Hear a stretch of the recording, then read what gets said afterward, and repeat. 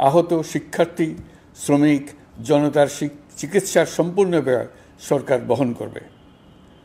আহতদের দীর্ঘমেয়াদী এবং ব্যয়বহুল চিকিৎসা এবং শহীদদের পরিবারের দেখাশোনার জন্য স্বাস্থ্য মন্ত্রণালয়ের নেতৃত্বে একটি পূর্ণাঙ্গ তালিকা প্রস্তুত করা হয়েছে। এখন এই নতুন তথ্য পাওয়ার ভিত্তিতে এই তালিকা হালনাগাদ করা হতে থাকবে। গণ অভ্যুত্থানের শহীদদের স্মৃতি ধরে রাখতে সরকার তার যাত্রা লগ্নে জুলাই গণহত্যা স্মৃতি ফাউন্ডেশন নামে একটি ফাউন্ডেশন প্রতিষ্ঠার উদ্যোগ নেয়। এখন সেই ফাউন্ডেশন তৈরি হয়েছে। সকল শহীদ পরিবার এবং আহতদের সর্বোত্তম চিকিৎসা সহ তাদের পরিবারের সম্পূর্ণ দায়িত্ব এই ফাউন্ডেশন গ্রহণ করছে। এই ফাউন্ডেশনে দান করার জন্য দেশের সকল মানুষ এবং বিদেশে অবস্থানরত বাংলাদেশিদের আমরা আহ্বান জানাচ্ছি। গত মাসে কুমিল্লা, নোয়াখালী, সিলেট অঞ্চলে আকস্মিক বন্যা এসব এলাকার মানুষকে হতভম্ব করে দিয়েছে। এখানে বেশিরভাগ এলাকায় কোনোদিন বন্যা হয়নি। তারা বন্যা মোকাবেলা করে অভ্যস্ত নন। দেশপ্রেমিক সশস্ত্র বাহিনী তাৎক্ষণিকভাবে বন্যা আক্রান্ত সবাইকে রক্ষার জন্য এগিয়ে আসে। সেনা, নৌ এবং বিমান বাহিনী পরস্পরের সঙ্গে সমন্বয় করে একযোগে কাজে নেমে পড়ার ফলে মানুষের দুর্ভোগ কম হয়েছে। এর পরপরই এনজিও এবং সাধারণ মানুষ দেশের সকল অঞ্চল থেকে দলে দলে এগিয়ে এসছে। আমি বিশেষ করে দেশপ্রেমিক সেনাবাহিনীকে আবারও ধন্যবাদ জানাচ্ছি। দেশের সকল দুর্যোগকালে তারা সবসময় আন্তরিকভাবে এগিয়ে এসছে। বিশেষ করে বন্যা ও শান্তি শৃঙ্খলা রক্ষার কাজে তাদের সৈনিক এবং অফিসাররা দিনের পর দিন যেভাবে দায়িত্ব পালন করেছে তার কোনো তুলনা হয় না। জনজীবনে স্বস্তি ও আত্মবিশ্বাস প্রতিষ্ঠায় তাদের ভূমিকা অনন্য। বাংলাদেশ সশস্ত্র বাহিনীর সকল সদস্যকে আমি ধন্যবাদ জানাই তাদের সততা, ত্যাগ ও অসীম দেশপ্রেমের জন্য। দেশের স্বাধীনতা সংগ্রাম থেকে শুরু করে বন্যা, খরা, ঝড়, বৃষ্টি, ঘূর্ণিঝড়, সকল প্রাকৃতিক দুর্যোগে আপনারা সকলের শেষ ভরসার স্থান। দেশের প্রতিটি ক্রান্তি লগ্নে আপনারা দেশের মানুষের পাশে থেকেছেন। দেশের স্বাধীনতার পক্ষে, সার্বভৌমত্বের পক্ষে অবস্থান নিয়েছেন। দেশ গঠনে আপনারা সবার আগে এগিয়ে এসছেন। বিগত জুলাই হতে শুরু হওয়া গণ অভ্যুত্থান, বন্যা নিরাপত্তা প্রদান, অস্ত্র উদ্ধার সহ সকল কার্যক্রমে আপনারা সফলভাবে দিনরাত কাজ করে যাচ্ছেন। সরকার ও জনগণের পক্ষ থেকে আমি আপনাদের প্রতি কৃতজ্ঞতা জানাচ্ছি। বন্যা আমাদের জনজীবনে আরেকটি দিক উন্মোচন করল। দেশের সকল জায়গায় মানুষের সক্রিয় সহানুভূতির জোয়ার উঠেছিল অবিশ্বাস্য মাত্রায়। ব্যবসায়ী, অর্থবান ব্যক্তিরা যেমন তাদের অর্থ নিয়ে স্বতঃস্ফূর্তভাবে এগিয়ে এসেছিল, তেমনি দেশের বিভিন্ন প্রান্তের সাধারণ মানুষ, স্কুল, কলেজ, বিশ্ববিদ্যালয়ের ছেলেমেয়েরা জোয়ারের ঢলের মতো যার যার সামর্থ্য নিয়ে এগিয়ে এসছে। অনেকেই ছুটে গেছে বন্যার্তদের সহযোগিতা করার জন্য। এনজিওরা বিভিন্ন জায়গা থেকে ছুটে গেছে তাদের সহায়তা নিয়ে। তাদের কাজে অনুপ্রাণিত হয়ে আমি এনজিও নেতাদের সঙ্গে বৈঠক করেছি কিভাবে সরকার তাদের কাজের সঙ্গে সরকারের উদ্যোগকে সমন্বিত করতে পারে, সেটার কাঠামো তৈরি করে দেওয়ার জন্য। বন্যা এখন চলে গেছে, কিন্তু পুনর্বাসনের কঠিন কাজ আমাদের সামনে রয়ে গেছে। সকলের সহযোগিতায় আমরা পুনর্বাসনের কাজটি সফলভাবে সমাধান করতে চাই। আইন শৃঙ্খলা পরিস্থিতির উন্নতির জন্য আমরা দিনরাত পরিশ্রম করে যাচ্ছি।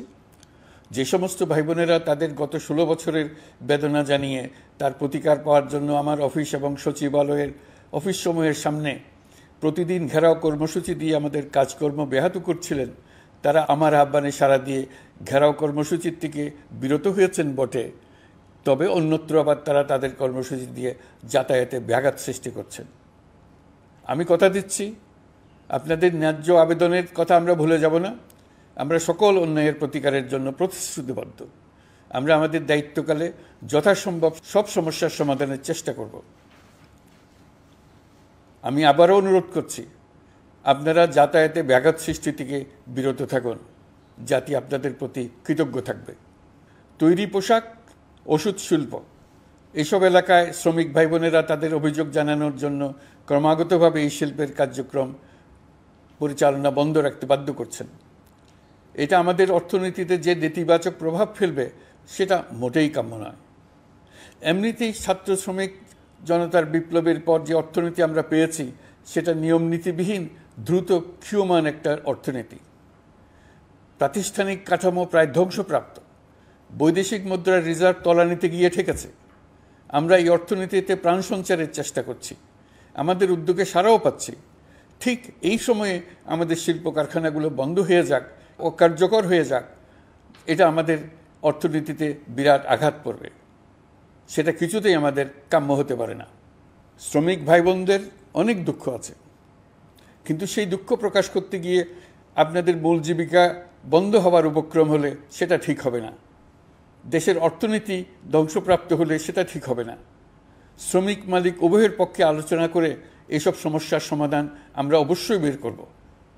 আপনারা কারখানা খোলা রাখুন, অর্থনীতির চাকা সচল রাখুন, দেশের অর্থনীতিকে সোজা হয়ে দাঁড়াতে দিন। আমরা আপনাদের সমস্যার স্থায়ী সমাধান বের করার জন্য সর্বশক্তি প্রয়োগ করব। মালিক পক্ষের কাছে আমাদের আবেদন, আপনারা শ্রমিকদের সঙ্গে বোঝাপড়া করুন, কারখানা সচল রাখুন, অর্থনীতির দুর্বল স্বাস্থ্যকে সবল করে তুলুন। ওষুধ শিল্প এবং তৈরি পোশাক শিল্প দেশের গৌরব। এর মাধ্যমে আমাদের শ্রমিক ভাই বোনেরা তাদের কর্মকুশলতা বিশ্বকে মুগ্ধ করেছে। এর সাফল্য এখন থমকে আছে। আমরা এই দুই শিল্পকে তাদের সম্ভাব্য শীর্ষে নিয়ে যেতে চাই। দুর্বল করার তো প্রশ্নই ওঠে না।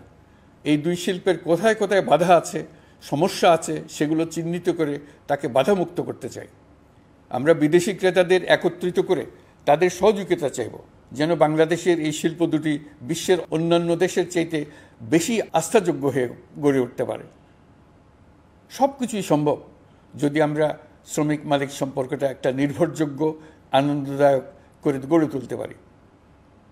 আমাদের সরকারের প্রথম মাস কাটল, দ্বিতীয় মাস থেকে আমরা নতুন বাংলাদেশ গড়ার ভিত্তি হিসেবে নতুন শ্রমিক মালিক সম্পর্কের সূচনা করতে চাই।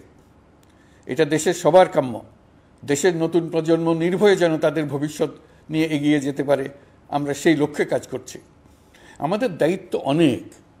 ন্যায়ভিত্তিক একটা সমাজ গড়ে তোলার জন্য একসাথে অনেকগুলো কাজ আমাদের হাত দিতে হবে। 1 জুলাই থেকে 5 আগস্ট পর্যন্ত ছাত্র জনতার গণ আন্দোলনকে দমন করতে যেসব ফৌজদারি মামলা দায়ের করা হয়েছিল, এর মধ্যে হত্যা মামলা ছাড়া বাকি প্রায় সকল মামলা প্রত্যাহার করা হয়েছে। এইসব মামলায় গ্রেফতারকৃত সকলে মুক্তি পেয়েছে। দায়িত্ব গ্রহণের শুরুতেই অন্তর্বর্তীকালীন সরকার বিচার বিভাগের বড় সংস্কারের কাজে হাত দিয়েছে। যোগ্যতম ব্যক্তিকে প্রধান বিচারপতি নিয়োগ দেওয়াতে মানুষের মনে নতুন আশার সঞ্চার হয়েছে। আপিল বিভাগের বিচারপতি নিয়োগ, অ্যাটর্নি জেনারেল নিয়োগ এবং অন্যান্য নিয়োগগুলি অতি গুরুত্বপূর্ণ নিয়োগ, যেগুলো সবকটাই সম্পন্ন হয়েছে। সন্ত্রাস দমন আইন ও ডিজিটাল সাইবার নিরাপত্তা আইনে দায়েরকৃত মিথ্যা হয়রানিমূলক মামলাগুলো প্রত্যাহার করা হচ্ছে। সাইবার নিরাপত্তা আইন সহ বাংলাদেশে বিদ্যমান সকল কালো আইনের তালিকা করা হয়েছে। অতি সত্বর এই সকল কালো আইন বাতিল ও প্রযোজ্য ক্ষেত্রে সংশোধন করা হবে। সাংবাদিক সাগর রনি হত্যাকাণ্ড সহ বহুল আলোচিত 5টি হত্যাকাণ্ডের তদন্ত ও বিচার অগ্রাধিকার ভিত্তিতে ও দ্রুততম সময়ে নিষ্পত্তির জন্য সহায়তা প্রদান করা হচ্ছে। সম্প্রতি আমরা বলপূর্বক গুম থেকে সকল ব্যক্তির সুরক্ষার জন্য আন্তর্জাতিক কনভেনশনের সনদে স্বাক্ষর করেছি। ফলে স্বৈরাচার দ্বারা প্রতিষ্ঠিত গুম সংস্কৃতির সমাপ্তি ঘটানোর জন্য আন্তর্জাতিকভাবে আমরা প্রতিজ্ঞাবদ্ধ হলাম।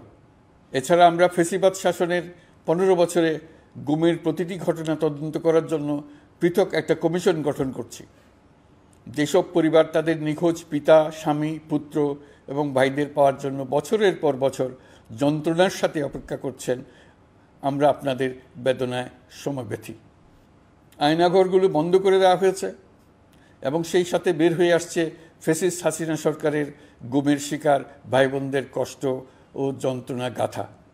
আমাদের তরুণ প্রজন্মের ভবিষ্যৎ যেন উজ্জ্বল হয়, সেটা নিশ্চিত করতে শিক্ষা ব্যবস্থার দিকে আমাদের পূর্ণ নজর রয়েছে।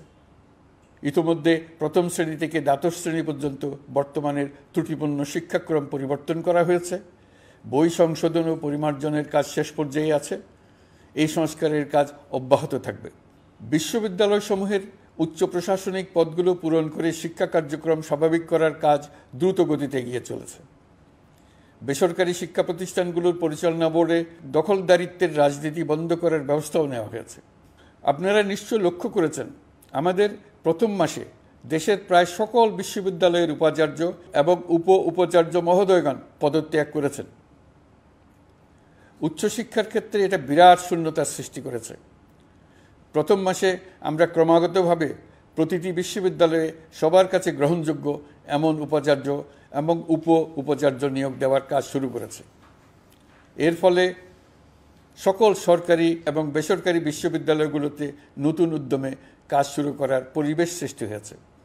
সংবাদ মাধ্যম ও মত প্রকাশের পূর্ণ স্বাধীনতা ইতিমধ্যে নিশ্চিত করা হয়েছে।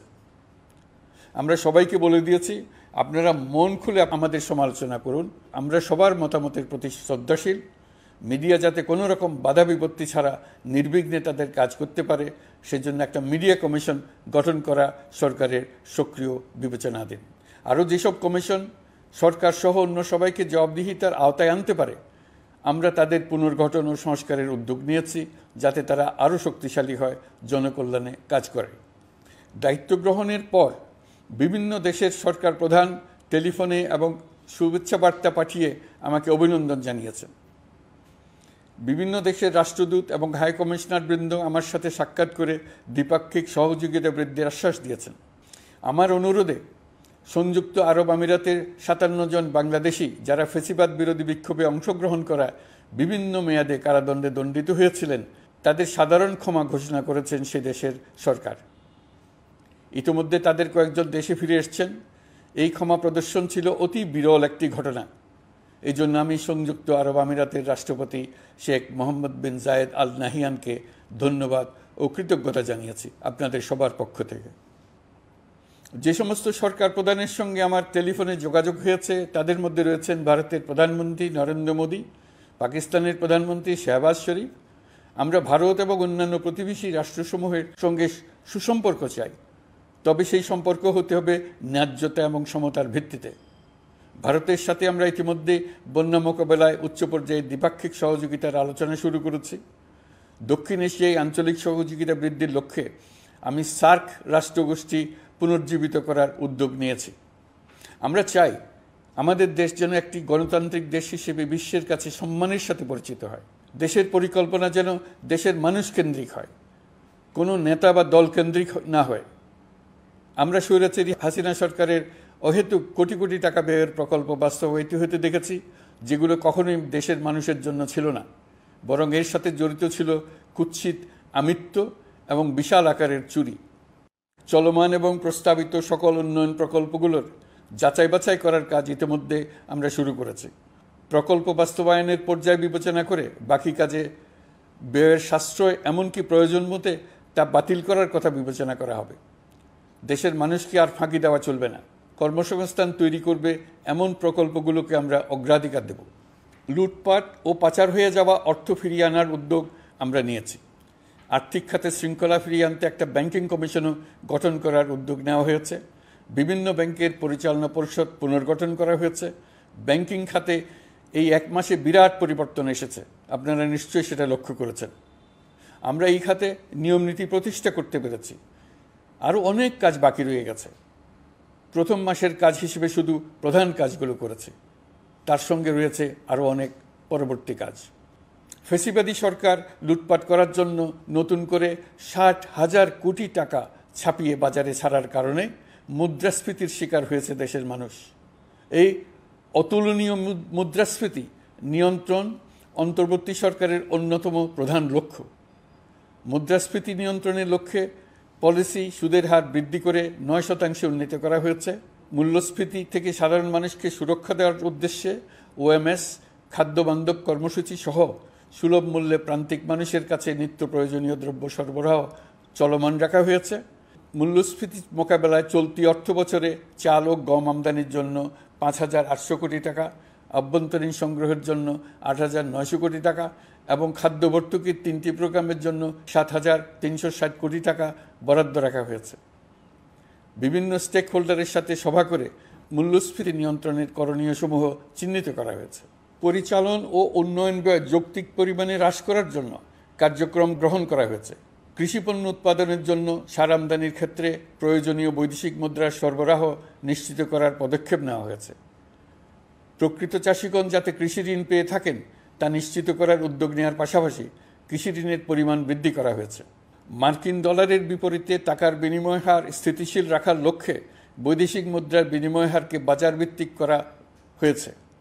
কালো টাকা সাদা করার অনৈতিক অনুমতি বাতিল করা হয়েছে। বৈদেশিক মুদ্রার রিজার্ভ বৃদ্ধি করতে বিভিন্ন উন্নয়ন সহযোগীদের কাছ থেকে বাজেট সাপোর্ট চাওয়া হয়েছে। আন্তর্জাতিক মুদ্রা তহবিল থেকে অতিরিক্ত 3 বিলিয়ন মার্কিন ডলার, বিশ্বব্যাংক থেকে অতিরিক্ত 1 বিলিয়ন ডলার, জাইকা থেকে অতিরিক্ত 1 বিলিয়ন মার্কিন ডলার প্রদানের অনুরোধ করা হয়েছে। রূপপুর পারমাণবিক বিদ্যুৎ কেন্দ্র নির্মাণ প্রকল্পের অগ্রিম অর্থ পরিশোধ এবং বকেয়া পাওনা নিয়ে রাশিয়ান ফেডারেশনের সাথে অর্থ মন্ত্রণালয়ের আলোচনা চলছে। পাইপলাইনে থাকা 48 বিলিয়ন মার্কিন ডলার বৈদেশিক সহায়তা ব্যবহারের উদ্যোগ নেওয়া হয়েছে।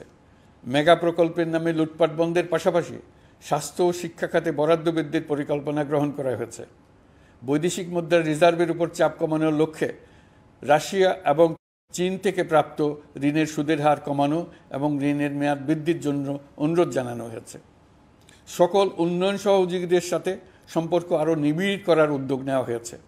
সকল অর্থনৈতিক সূচক এবং পরিসংখ্যানের প্রকৃত মান বা সংখ্যা প্রকাশের জন্য নির্দেশনা প্রদান করা হয়েছে। জিডিপি, মূল্যস্ফীতি ইত্যাদি সঠিক উপাত্ত সংগ্রহ, প্রাক্কলন ও প্রকাশের জন্য নির্দেশনা দেওয়া হয়েছে। জাতীয় রাজস্ব বোর্ড এবং অর্থ বিভাগের রাজস্ব আয় সম্পর্কিত উপাত্তের মধ্যে পার্থক্য নিরসনে উদ্যোগ নেওয়া হয়েছে। প্রকৃত রপ্তানি আয় নিরূপণ এবং প্রকাশের নির্দেশনা দেওয়া হয়েছে। জাতীয় রাজস্ব বোর্ডের অটোমাইজেশনের লক্ষ্যে পরিকল্পনা গ্রহণ করা হয়েছে। পুঁজিবাজারকে স্বাভাবিক ধারায় ফিরিয়ে আনতে সিকিউরিটি এক্সচেঞ্জ কমিশন পুনর্গঠন করা হয়েছে। নিত্য প্রয়োজনীয় পণ্য সামগ্রী সরবরাহ স্বাভাবিক রাখার নিমিত্তে ব্যবসায়ী, শিল্প মালিক ও ব্যবসায়ী সংগঠনের সাথে সভা করা হচ্ছে এবং তাদের মতামতের ভিত্তিতে বিভিন্ন ব্যবস্থা গ্রহণ করা হচ্ছে। বিদ্যমান মজুদ ও ঘাটতি মূল্যায়ন করে ভবিষ্যৎ চাহিদা পর্যালোচনা করে স্থানীয় উৎপাদন বৃদ্ধির পাশাপাশি আমদানি পর্যায়ে বিভিন্ন জটিলতা দূরীকরণ, বন্দর ও বড় মোকামসহ পরিবহন ব্যবস্থার বিভিন্ন সমস্যা সমাধানে সংশ্লিষ্ট সকল মন্ত্রণালয়, দপ্তর, বিভাগকে প্রয়োজনীয় নির্দেশ দেওয়া হয়েছে। এই জন্য তেল, চিনি, ডিম ও মাংস উৎপাদনকারী বৃহৎ প্রতিষ্ঠানসমূহের সাথে সভা ও মতবিনিময় করা হচ্ছে। নিত্য প্রয়োজনীয় কিছু দ্রব্যাদি যেমন পেঁয়াজ, আলু এসবের দাম আরও কমানোর জন্য বিদ্যমান শুল্ক হার হ্রাসের বিষয়ে এনবিআরকে প্রয়োজনীয় নির্দেশনা দেওয়া হয়েছে। ইতোমধ্যে এনবিআর পেঁয়াজ, আলু ও কতিপয় কীটনাশকের ক্ষেত্রে আমদানি শুল্ক হ্রাস এবং ক্ষেত্র বিশেষে রেগুলেটরি শুল্ক প্রত্যাহার করে এসআরও জারি করেছে। নিম্ন আয়ের 1 কোটি পরিবারকে টিসিবির মাধ্যমে হ্রাসকৃত মূল্যে কিছু পণ্য যেমন পরিবার প্রতি চাল মাসে 5 কেজি, সয়াবিন তেল মাসে 2 কেজি, মসুর ডাল মাসে 2 কেজি দেওয়া হচ্ছে। এটি সামনের দিনগুলোতে অব্যাহত রাখা হবে। সরকার দায়িত্ব গ্রহণের পর জনপ্রত্যাশা অনুযায়ী বিদ্যুৎ, জ্বালানি ও খনিজ সম্পদ মন্ত্রণালয় হতে বিদ্যুৎ ও জ্বালানির দ্রুত সরবরাহ বৃদ্ধি আইনের অধীনে চলমান সকল প্রকার নেগোসিয়েশন, প্রকল্প বাছাই এবং ক্রয় প্রক্রিয়াকরণ কার্যক্রম আপাতত স্থগিত করা হয়েছে। গত 1.5 দশকে এই আইন ব্যবহার করে লক্ষ কোটি টাকা লুটপাট হয়েছে। বিদ্যুৎ, জ্বালানি ও খনিজ সম্পদ মন্ত্রণালয়ের আওতাধীন কোম্পানিসমূহে অধিকতর স্বচ্ছতা ও জবাবদিহিতা আনার লক্ষ্যে কোম্পানিসমূহের পরিচালনা পর্ষদ পুনর্গঠন করা হয়েছে।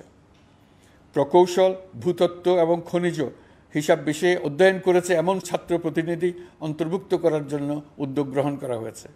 এই খাতে অধিকতর সক্ষমতা, গতিশীলতা এবং জবাবদিহিতা নিশ্চিত করার লক্ষ্যে বিশেষজ্ঞগণের সমন্বয়ে একটি কমিটি গঠন করা হয়েছে। জ্বালানি তেলের মূল্য জনপ্রত্যাশা অনুযায়ী সহনশীল রাখতে অকটেন ও পেট্রোলের দাম 6 টাকা, ডিজেল ও কেরোসিনের দাম 1 টাকা 25 পয়সা কমানো হয়েছে। 37 দিন বন্ধ থাকার পর গত 25 আগস্ট হতে মিরপুর 10 ও কাজীপাড়া স্টেশন ছাড়া বাকি সব স্টেশনে মেট্রো রেল পুনরায় চালু করা হয়েছে।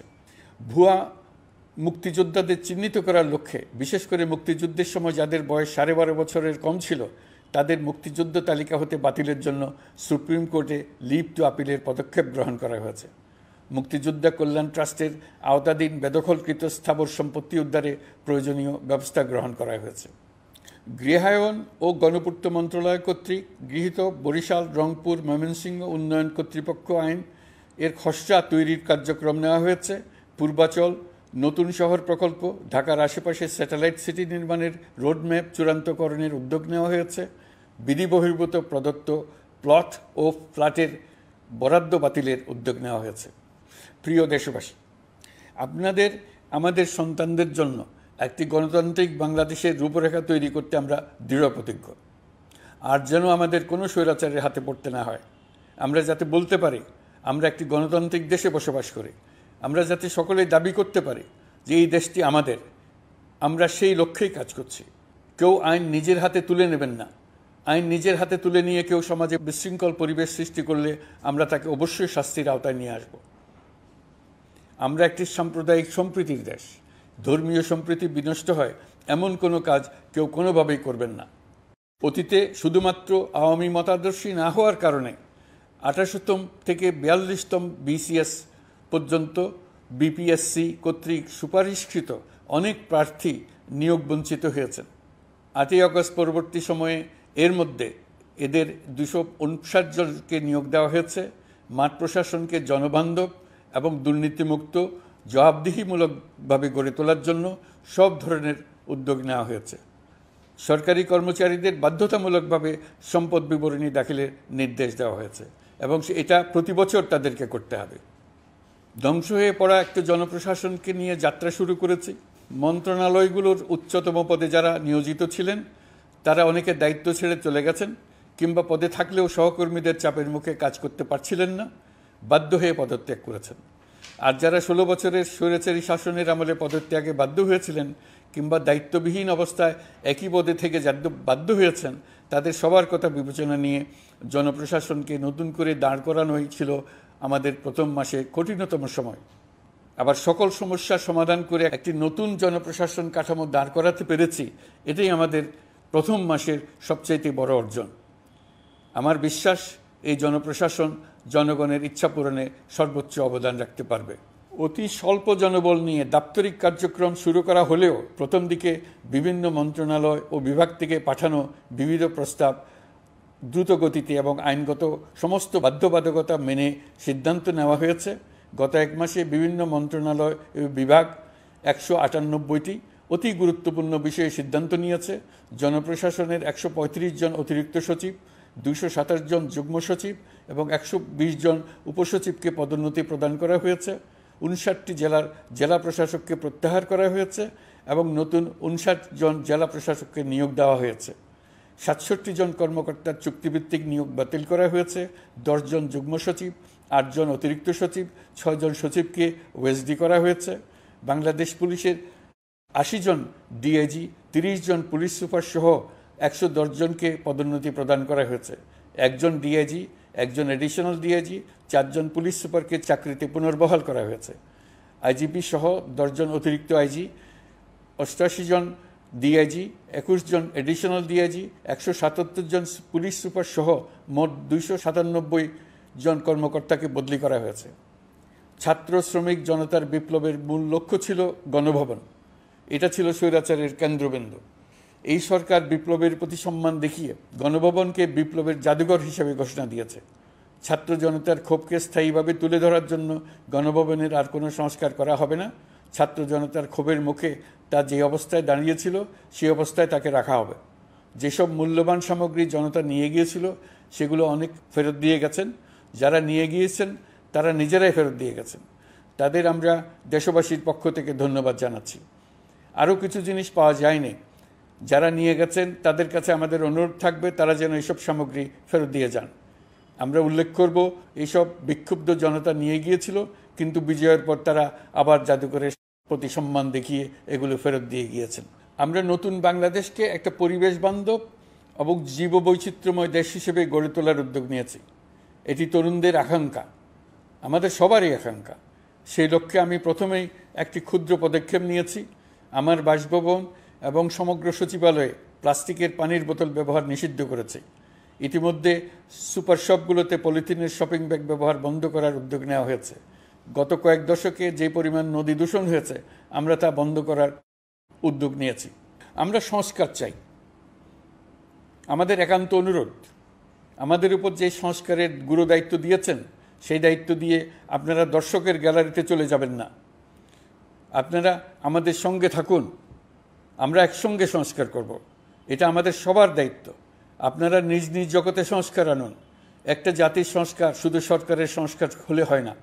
আপনি ব্যবসায়ী হলে আপনার ব্যবসায়ী সংস্কার আনুন। ব্যবসায়ী গোষ্ঠীরা তাদের নিজ নিজ সমিতির মাধ্যমে সংস্কার আনুন। সমিতিতে সংস্কার আনুন। নতুন করে সমিতি গঠনতন্ত্র সংশোধন করুন। আপনি শ্রমিক হলে আপনার ক্ষেত্রে আপনি সংস্কার করুন। আপনি রাজনৈতিক নেতাকর্মী হলে আপনার ক্ষেত্রে সংস্কার করুন। আপনি প্রতিষ্ঠান প্রধান হলে আপনার প্রতিষ্ঠানে সংস্কার আনুন। আমি এটাকে সুযোগ হিসেবে গ্রহণ করার জন্য সবাইকে আহ্বান জানাচ্ছি। এই সংস্কারের মাধ্যমে আমরা জাতি হিসেবে নতুনভাবে যাত্রা শুরু করতে চাই। আমাদের এই যাত্রা আমাদেরকে পৃথিবীর একটা সম্মানিত জাতি হিসেবে প্রতিষ্ঠিত করুক, এটাই আমাদের সবার কাম্য, এটাই আমাদের সবার লক্ষ্য। গত এক মাসে আমি বেশ কিছু রাজনৈতিক দলের সঙ্গে পৃথকভাবে বসছি, তাদের সঙ্গে মতামত বিনিময় করেছি। তারা আমাদের উৎসাহিত করেছেন, ছাত্র শ্রমিক জনতার বিপ্লবের লক্ষ্যের প্রতি সমর্থন জানিয়েছেন, সংস্কারের কাজে পূর্ণ সহযোগিতার দেওয়ার আশ্বাস দিয়েছেন।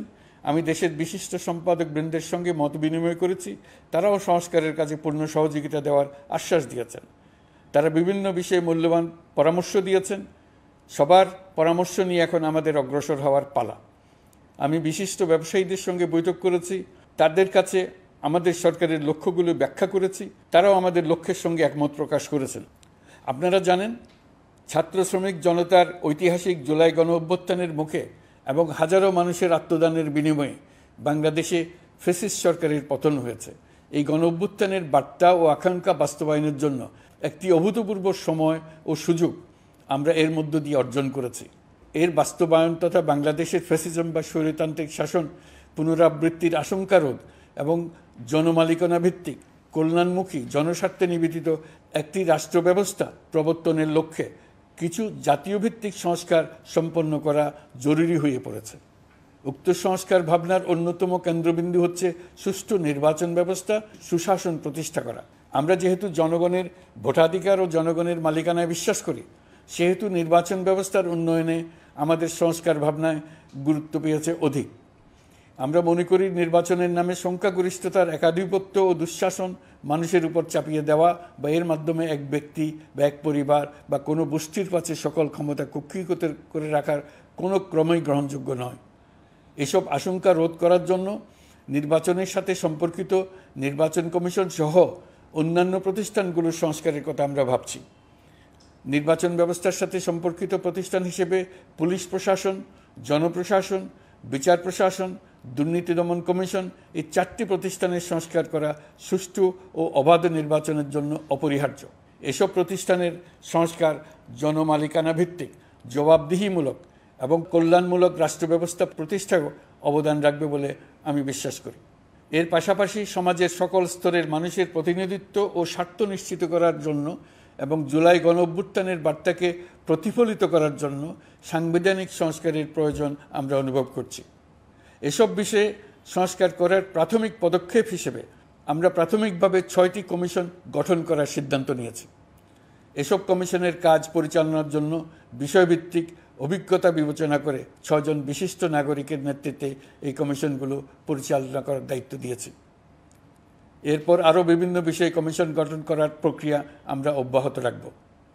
নির্বাচন ব্যবস্থা সংস্কার কমিশনের প্রধান হিসেবে দায়িত্ব পালন করবেন ডক্টর বদিউল আলম মজুমদার। পুলিশ প্রশাসন সংস্কার কমিশনের প্রধান হিসেবে কাজ করবেন জনাব সরফরাজ চৌধুরী। বিচার বিভাগ সংস্কার কমিশনের প্রধান হিসেবে দায়িত্ব পালন করবেন বিচারপতি শাহ আবু নাঈম মমিনুর রহমান। দুর্নীতি দমন সংস্কার কমিশনের প্রধান হিসেবে দায়িত্ব পালন করবেন ডক্টর ইফতেখারুজ্জামান। জনপ্রশাসন সংস্কার কমিশনের প্রধান হিসেবে দায়িত্ব পালন করবেন জনাব আব্দুল মুহিত চৌধুরী। সংবিধান সংস্কার কমিশনের প্রধান হিসেবে দায়িত্ব পালন করবেন ডক্টর শাহদিন মালিক। এসব কমিশনের অন্য সদস্যদের নাম কমিশন প্রধানদের সাথে আলোচনা করে ঠিক করা হবে। কমিশনগুলোর আলোচনা ও পরামর্শ সভায় উপদেষ্টা পরিষদের সদস্য, ছাত্র, শ্রমিক জনতা আন্দোলনের প্রতিনিধি, নাগরিক সমাজ ও রাজনৈতিক দলের প্রতিনিধিরা উপস্থিত থাকবেন। পূর্ণাঙ্গভাবে গঠিত হওয়ার পর কমিশন আনুষ্ঠানিকভাবে তাদের কাজ আগামী 1 অক্টোবর থেকে শুরু করতে পারবে বলে আমি আশা করছি এবং এটি পরবর্তী 3 মাসের মধ্যে সম্পন্ন হবে বলে আমরা ধারণা করছি। কমিশনের রিপোর্টের ভিত্তিতে সরকার পরবর্তী পর্যায়ে প্রধান রাজনৈতিক দলগুলোর সাথে পরামর্শ সভার আয়োজন করবে। চূড়ান্ত পর্যায়ে ছাত্র সমাজ, নাগরিক সমাজ, রাজনৈতিক দলের প্রতিনিধি, সরকারের প্রতিনিধি নিয়ে ব্যাপক ভিত্তিক 3 থেকে 7 দিন ব্যাপী একটি পরামর্শ সভার ভিত্তিতে সংস্কার ভাবনার রূপরেখা চূড়ান্ত করা হবে। এতে এই রূপরেখা কিভাবে বাস্তবায়ন হবে তার একটি ধারণাও দেওয়া হবে। এই আয়োজন জুলাই গণ অভ্যুত্থানের বার্তা বাস্তবায়ন ও রাষ্ট্র পুনর্নির্মাণ তাগিদের ঐক্যবন্ধনে গোটা জাতিকে শক্তিশালী ও আশাবাদী করে তুলবে বলে আমাদের বিশ্বাস। প্রিয় দেশবাসী, আমাদের সামনে অনেক কাজ, সবাই মিলে একই লক্ষ্যে আমরা অগ্রসর হতে চাই। আমাদের মধ্যে, বিশেষ করে আমাদের নতুন প্রজন্মের মধ্যে যে সুপ্ত প্রতিভা লুকিয়ে আছে সেটা যেন বিনা বাধায় রাষ্ট্রের এবং সমাজের সহযোগিতায় প্রকাশ করতে পারি, সেই সুযোগের কাঠামো তৈরি করতে চাই। সকলে মিলে আমাদের পরিবারের প্রতিটি সদস্যকে, সে ঝাড়ুদার হোক, ছাত্র হোক, শিক্ষক হোক, যে কোনো ধর্মের হোক, সবার সমান অধিকার নিশ্চিত করতে চাই। এই হলো আমাদের সংস্কারের মূল লক্ষ্য। আসুন ছাত্র শ্রমিক জনতার এই বিপ্লবের লক্ষ্যকে আমরা দ্রুত বাস্তবায়ন করি। আমাদের প্রথম মাসে আমরা যেই গতিতে, যে উদ্যম নিয়ে কাজ এগিয়ে নিয়ে যাওয়ার কথা চিন্তা করেছিলাম সেটা হয়তো করতে পারিনি বাস্তব অবস্থার পরিপ্রেক্ষিতে। দেশের আইনশৃঙ্খলা পরিস্থিতি স্বাভাবিক রাখা গেলে আশা করি আমরা আমাদের গতি অনেক বাড়াতে পারব। এই জন্য দেশের সকল মানুষের কাছে, শিক্ষক, ছাত্রছাত্রী, কৃষক, শ্রমিক, পেশাজীবী, বড় ব্যবসায়ী, ক্ষুদ্র ব্যবসায়ী, দিনমজুর, গৃহিণী, সকলের সহযোগিতা চেয়েছি। আমাদের কাজ বড় কঠিন, কিন্তু জাতি হিসেবে এবার ব্যর্থ হওয়ার কোনো অবকাশ আমাদের নেই। আমাদেরকে সফল হতেই হবে। এই সাফল্য আপনাদের কারণেই আসবে, আপনার সহযোগিতার কারণেই আসবে। আমাদের কাজ হবে আপনার আমার স্বপ্নকে বাস্তবে রূপায়িত করা। এখন আমরা আমাদের দ্বিতীয় মাস শুরু করছি। আমাদের দ্বিতীয় মাসে যেন আপনাদের মনে দৃঢ় আস্থা সৃষ্টি করতে পারি, সেই চেষ্টা করে যাব।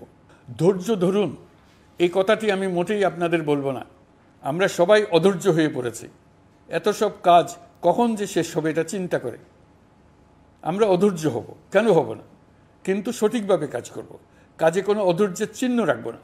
প্রিয় দেশবাসী, দেশের শিশু, কিশোর কিশোরী, তরুণ তরুণী, ছাত্রছাত্রী, বয়স্ক, বৃদ্ধ, পুরুষ, মহিলা, সবাইকে আবারও আমার সালাম জানাচ্ছি। আসসালামু আলাইকুম। আপনাদের সবাইকে ধন্যবাদ জানাচ্ছি। মহান আল্লাহ আমাদের সকলের সহায় হন।